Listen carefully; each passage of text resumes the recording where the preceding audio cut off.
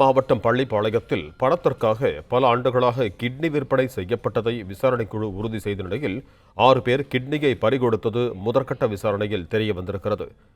இது தொடர்பான கூடுதல் விவரங்களோடு இணைகிறார் எமது செய்தியாளர் முனாஃப். வணக்கம் முனாஃப், உங்களிடம் இருக்கும் தகவல்களை சொல்லுங்க. நாமக்கல் பள்ளிப்பாளையத்தில் விசைத்தறி தொழிலாளர்களிடம் வறுமையை பயன்படுத்தி கிட்னியை விற்பனை ஈடுபட்டு வந்தது தெரிய வந்தது. இது தொடர்பாக 52 வயதான ஆனந்தன் என்பவரை பள்ளிப்பாளையம் காவல்துறையினர் வழக்கு பதிவு செய்து போலீசார் தேடி வருகின்றனர்.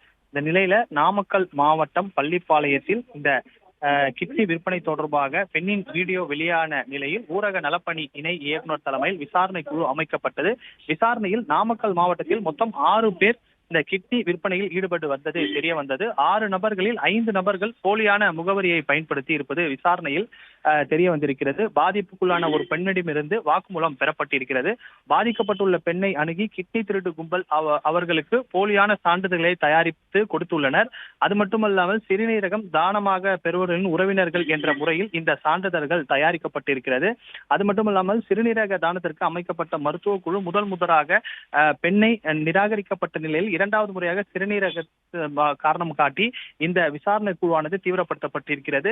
தொடர்ந்து நாமக்கல் மாவட்டத்தில் சிறுநீரக விற்பனை தொடர்பாக பெண்ணின் வீடியோ வெளியான நிலையில் ஊரக நலப்பணி இயக்குநரகம் தலைமையில் விசாரணையானது மேற்கொள்ளப்பட்டு வருகிறது. 6 நபர்களில் 5 நபர்கள் போலியான முகவரிகளை பயன்படுத்தி இருக்கிறார்கள். இந்த நிலையில நாமக்கல் மாவட்டம் பள்ளிப்பாளையத்தில் கிட்னி விற்பனை செய்யப்பட்ட சம்பவம் தொடர்பாக தமிழ்நாடு சுகாதாரத்துறை திட்ட இயக்குநர் வினித் தலைமையில் விசாரணை குழு அமைக்கப்பட்டது. 2 வாரங்களுக்குள் தமிழ்நாடு அரசுக்கு அறிக்கை சமர்ப்பிக்க வேண்டும் என்று தெரிவிக்கப்பட்டிருக்கிறது. இதற்கிடையே தமிழ்நாடு முழுவதும் இது போன்ற புரோக்கர்கள் மூலம் வறுமையை காரணம் காட்டி கிட்னி யாரேனும் பறிகொடுத்து இருக்கிறார்களா என்பது குறித்தும் மாவட்ட சுகாதாரத்துறை அலுவலர்கள் விசாரணை மேற்கொள்ள சுகாதாரத்துறை உத்தரவிட்டிருக்கிறது. தொடர்ந்து கிட்னி பறிகொடுத்தவர்கள் நேரடியாக அந்தந்த மாவட்ட சுகாதாரத்துறை அலுவலகத்திற்கு புகார் அளிக்கலாம் எனவும் தெரிவிக்கப்பட்டிருக்கிறது.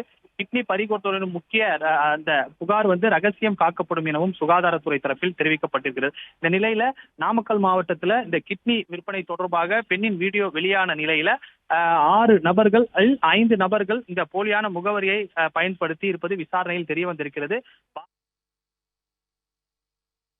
நன்றி முனாஃப், உங்க தகவல்களுக்கு. பிளே ஸ்டோர் மற்றும் ஆப் ஸ்டோரில் இருந்து பாலிமர் செயலியை QR கோடு மூலம் பதிவிறக்கம் செய்யுங்கள். செய்திகளை உடனுக்குடன் பெறுங்கள்.